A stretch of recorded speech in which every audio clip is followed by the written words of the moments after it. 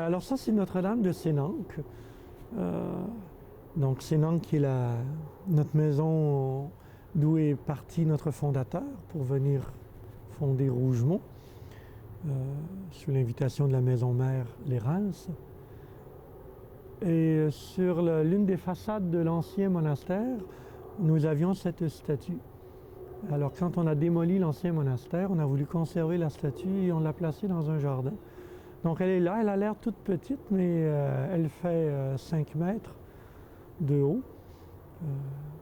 Toute simple, toute discrète, toute effacée, comme on aime Marie chez les cisterciens, toute recueillie, à l'écoute du Verbe de Dieu. Ils ont choisi Rougemont parce qu'on voulait d'abord être placé quand même assez proche des terres habitées. Il y avait déjà un monastère au lac Saint-Jean, donc on pourrait dire dans le nord du Québec. Il y avait déjà un monastère près de Montréal, à Oka, qui était très connu, très important. Il y avait déjà un monastère aussi important et très connu près de Sherbrooke, Magog, Saint-Benoît-du-Lac. Et donc, il ne nous restait plus que le petit diocèse de Saint-Hyacinthe où on pouvait peut-être s'établir. Il fallait trouver aussi une terre où on pouvait habiter, qui pouvait nous accueillir, trouver une économie dont on pourrait vivre, des moyens de transport qui sont faciles et permettent le développement. Et Rougemont était la capitale de la pomme, donc il y avait déjà toute une industrie qui existait. Le train passait aux portes du monastère. Des amis de notre communauté de France connaissaient des terrains qui étaient disponibles dans les environs. Et c'est pourquoi on a acheté à Rougemont. Une grandeur, mais aussi un problème, puisque en se fondant dans une économie locale, nous sommes disparus. Et vraiment, si l'on cherchait la vie cachée, on l'a trouvée. Parce qu'on est disparu entre deux gros monastères, les bénédictins de Saint-Benoît, les trappistes d'Oka.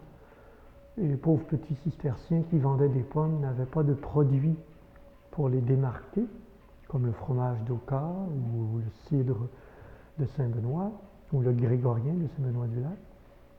Et donc on est resté toujours tout petit, tout caché, pour vivre un peu de la spiritualité de notre maison. Notre monastère s'appelle Notre-Dame de Nazareth. Et vraiment, on vit du mystère de Nazareth. Une vie toute simple, toute humble, pauvre, du travail de nos mains, dans une économie locale, dans un lieu qui n'est pas appelé à se développer. Rougemont est toujours demeuré un tout petit village. Et le monastère, un tout petit monastère.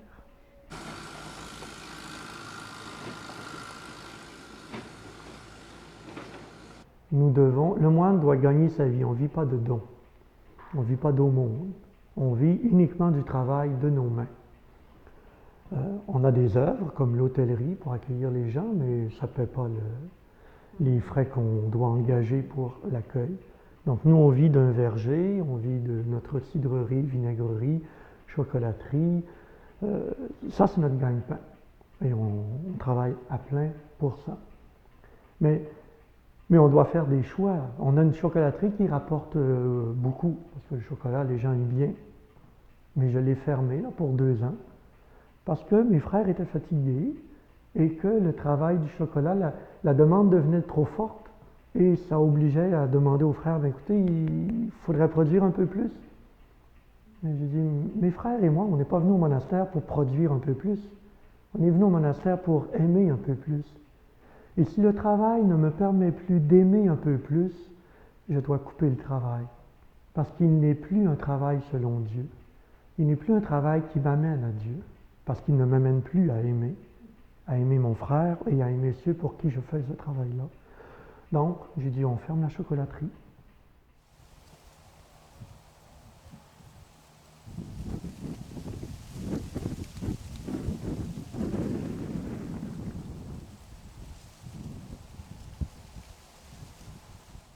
Les moines cisterciens ont besoin de beaucoup d'espace pour vivre le charisme qui leur est propre. Nous sommes des moines agricoles, des moines proches de la nature. Il y a un partenariat qui se vit avec la nature. La grâce se greffe sur la nature et les cisterciens y croient vraiment. C'est pourquoi on veut être proche de la nature. Toute notre liturgie, d'ailleurs, est rythmée par les saisons. La liturgie romaine de l'Église d'abord, mais encore plus celle des moines qui sont collés à la réalité de la nature. Et donc d'avoir la chance de vivre proche de celle-ci nous permet de mieux vivre notre mission d'homme de louange et d'être les porte-paroles, si on peut dire, non seulement de l'humanité, en partageant leur joie et leur peine et en les offrant au Seigneur, mais aussi en portant le chant de vie, le chant de louange de la création tout entière à travers notre liturgie.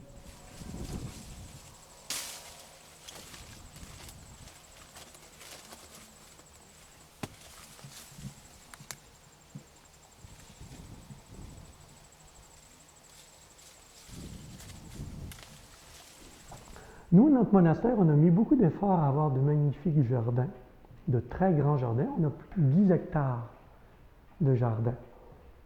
Donc des parterres là, avec plein de fleurs et d'arbres ornementaux. Pourquoi? Parce que, pas pour faire plaisir à nos hôtes, ben aussi, mais d'abord et surtout pour pouvoir traduire en images ce que nous vivons dans notre relation avec la création. Elle nous parle de la beauté de Dieu. Alors on va l'aider, elle, la nature, à nous le chanter sans arrêt.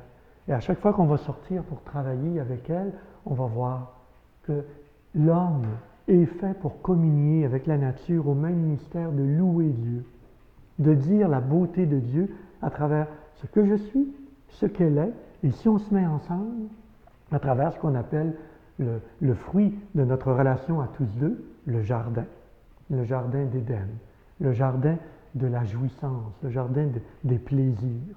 C'est un plaisir que de se promener dans nos jardins, dans notre sentier de la paix.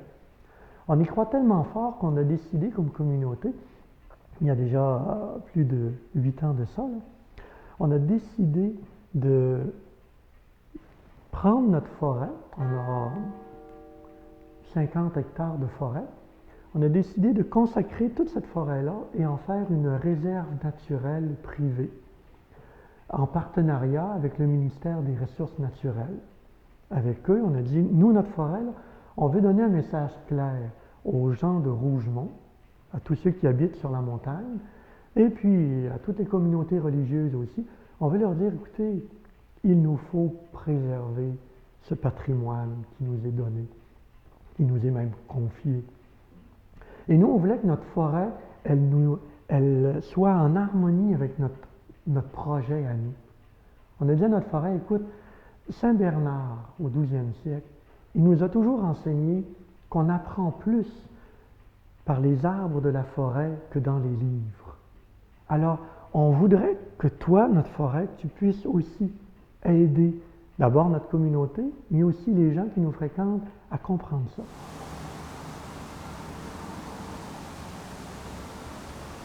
Une hôtellerie monastique, c'est quoi? C'est un espace protégé où les gens du dehors viennent refaire leur force spirituelle, viennent dans cet espace protégé-là, là, où ils disent, ici, je vais pouvoir revenir à l'essentiel. Ici, je vais me sentir à l'abri là, des publicités agressives ou de la violence dans la ville ou des problèmes que j'ai dans la vie ou des crises qu'on traverse dans la croissance humaine. Là, je vais me retrouver ici, puis je vais comme me rebrancher là, sur une espèce de dynamo là, pour retrouver la source de la vie, me rebrancher sur le bon Dieu, reprendre goût à la vie, pour ensuite retourner dans le monde, continuer la mission que le Christ m'a confiée comme apôtre, comme semeur de joie, semeur d'espérance, semeur d'amour. Donc la mission du chrétien. Fait que, ils viennent ici pour se refaire, puis quand ils viennent ici, ils disent, là, je n'ai pas à m'inquiéter. Ici, c'est des gens qui veulent vivre selon l'Évangile, donc je vais pouvoir vivre ça, sans avoir à me protéger ou à me sentir menacé.